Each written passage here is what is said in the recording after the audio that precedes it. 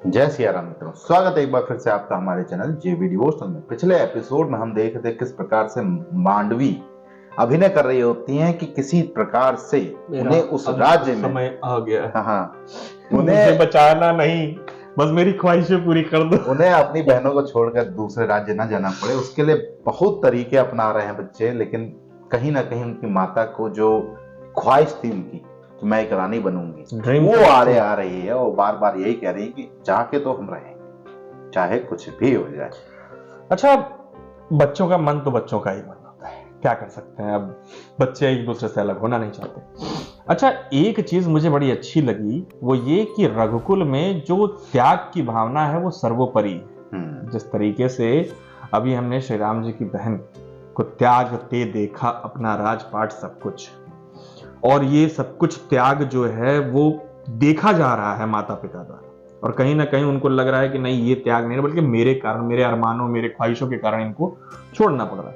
तो देखते हैं कि क्या इस त्याग को कितना महान घोषित करता है ये सीरियल। चलिए बिना विलंब के शुरू करते हैं एपिसोड 16 पार्ट 1। मुझे विश्वास है कि वो दोनों यही कहीं छुपे होंगे। तुम यही रुको, मैं उन्हें ढूंढ कर लाती हूँ।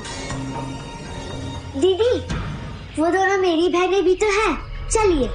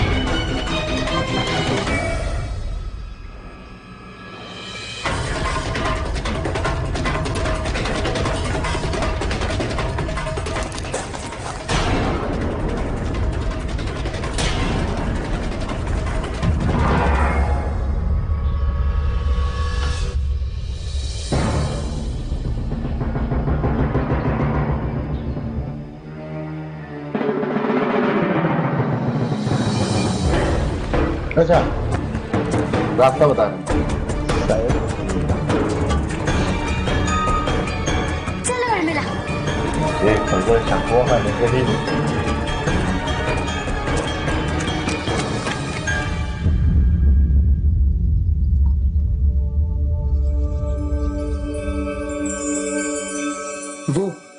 वही आश्रम, वही रहती होंगी शांता दीदी।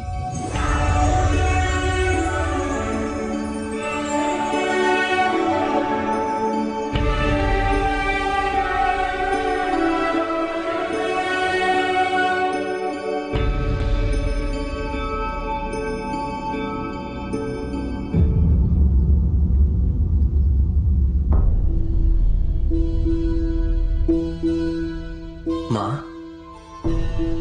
चलिए।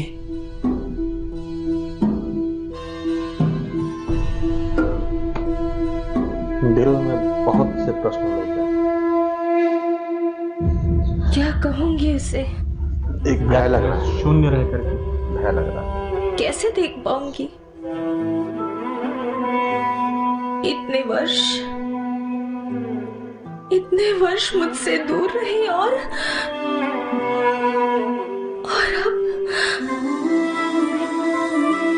अब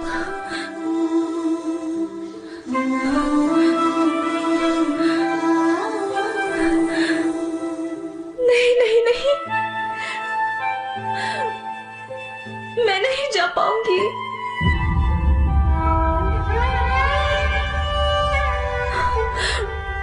मुझ में वहां तक चल के जाने का साहस नहीं है राम।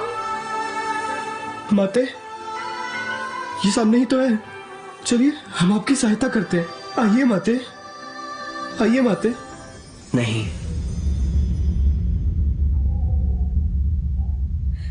माँ को यहीं रहने दो। माँ के लिए दीदी से भेंट करना बहुत कठिन होगा।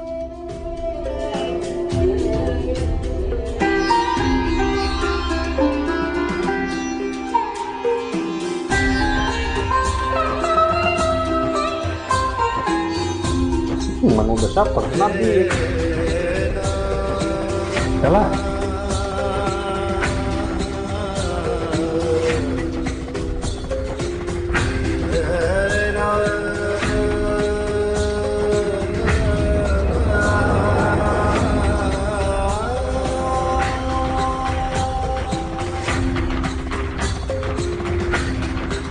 कोई है? कबूतर है।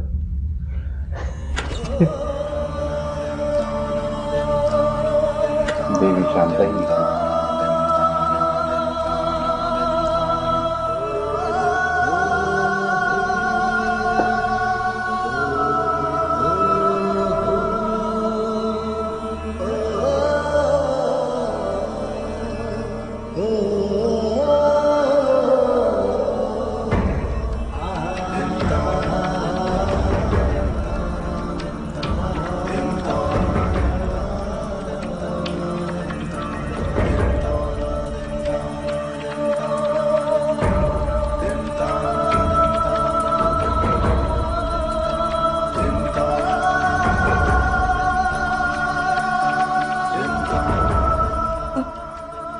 कौन है आप?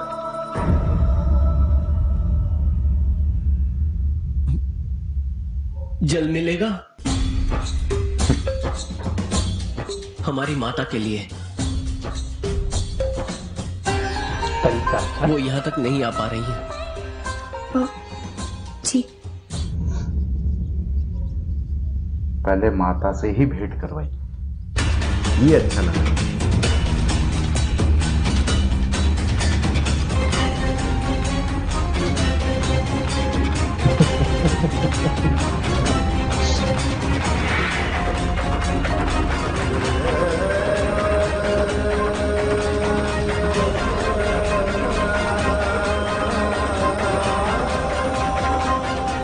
माता,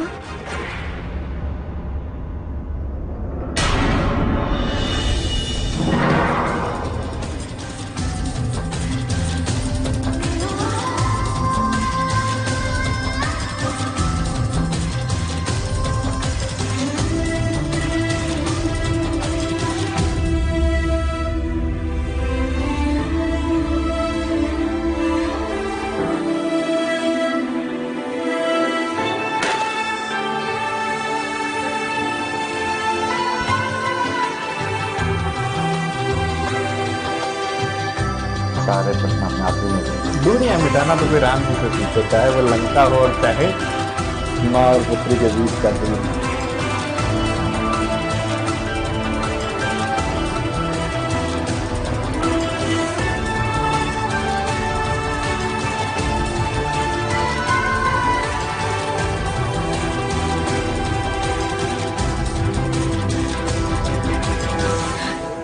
उस दिन पुत्र कामेष्ठी के लिए जब तुम आई थी, तब तुम्हें देखकर हमें विश्वास हो गया था कि तुमने हम सबको भुला दिया है।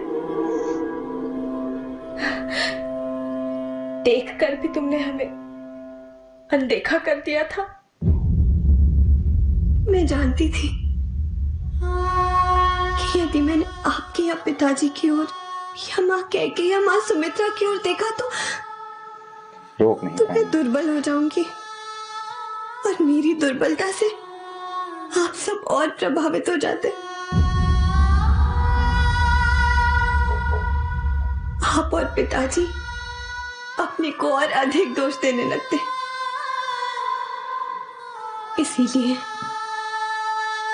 इसीलिए उस दिन मैंने अपने आप को एक बहुत ही विरक्त भाव से प्रस्तुत किया।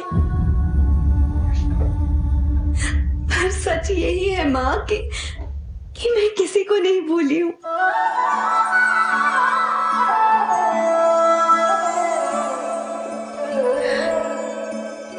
तुम ठीक तो हो ना?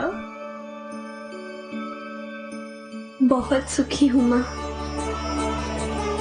विभांडक नंदन ऋषि श्रृंगा मुझे बहुत प्रेम और बहुत सम्मान देते हैं।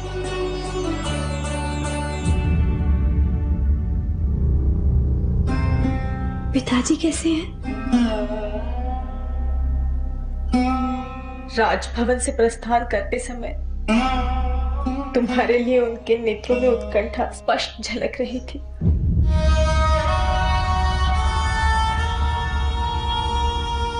आई क्यों नहीं? तुम्हारे समक्ष आने का साहस उनमें भी नहीं है पुत्री।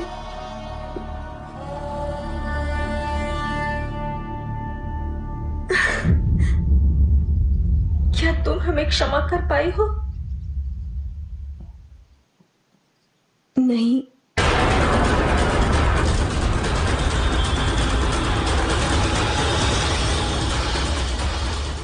ना ही कभी कर पाऊंगी।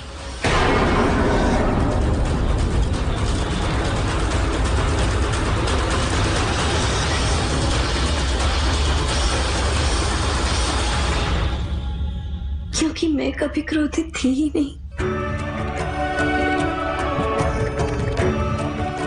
ये तो सीरियल वाला नहीं किया।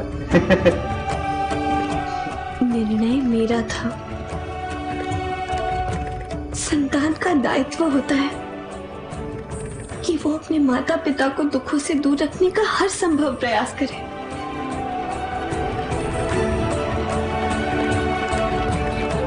और यदि भवन में रहकर मैं पिताजी की चिंता दूर करने हेतु कुछ नहीं कर पाती तो मैं खुद को कभी क्षमा नहीं कर पाती माँ। पुत्र कामेष्ठी के दौरान जिस तरीके का विरक्त भाव देवी ने दर्शाया था, वो सही में यूं मान के चलिए कि माता और पिता दोनों के लिए बड़ी ही उत्कंठा पैदा कर देने वाला क्षण रहा होगा कि जिस वक्त उनको ये लग रहा हो कि ये कितनी शीघ्रता से इन्होंने हमें बुला दिया। कहीं ना कहीं इतने वर्षों तक दूरी का कारण भी वही रहा कि आपने हमें बुला दिया, हमने आपको बुला दिया, ऐसा करके, या हम जा नहीं सकते, पता नहीं किस मुंह से जाएं। वो जो जैसा कि अभी हम लोगों ने एकदम शुरुआत में देखा कि माता इतनी दूर चल आई लेकिन वो 10 कदम न चल पाई। इतने वर्षों के प्रश्न क्या पूछेंगे, कैसे उत्तर देंगे अपनी पुत्री को, क्यों नहीं मिलने आई? एक माता पिता सबसे पहले क्या जानना चाहता है? सुखी होना, कोई कष्ट तो नहीं। उन्होंने कहा बहुत सम्मान और बहुत प्रेम मिल रहा है। ध्यान देने वाली बात है, सम्मान और प्रेम आर्थिक आमदनी से बढ़कर होता है। ठीक कि आपको पैसे मिले ना मिले, हो सकता है सुख सुविधाएं कम मिले, लेकिन सम्मान और प्रेम यदि परस्पर बना हुआ है तो यकीन मानिए जीवन बहुत सुगम और सुव्यवस्थित चलता है। लेकिन डिपेंड करता है पर्सन टू पर्सन।